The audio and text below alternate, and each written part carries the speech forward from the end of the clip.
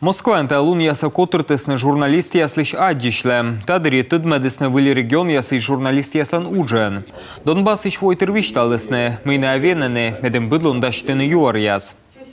Регионы России, людей, журналисты, они ведут друг друга как конкуренты, а на Донбасс не так. Мы все соратников, мы все понимаем, что у нас есть один враг, у нас есть военная информация, и что нам нужно все работать вместе, а не против друг друга.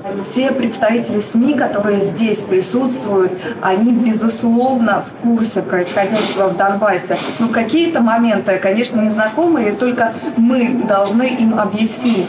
Это смыслы, как это все произошло, почему Донбасс встал в свое время. Франция журналист Кристель Неан важен зелявиштавне, мы избылич вообще Донбассен. Тайсес Йона Джеска Десне. После того, как Кристель приехала в Донбасс, на нее на Украине завели уголовное дело, и, конечно, она попала на сайт «Миротворец».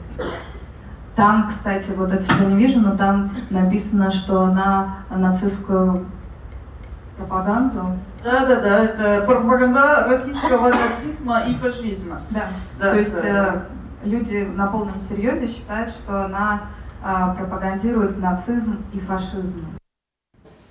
Аддишлем дурьедаштысны Донбасс лишем ылкмыс медиапроект. Ыткамын йылыш ишталасны регионса телевидение, дагажер журнал ясын.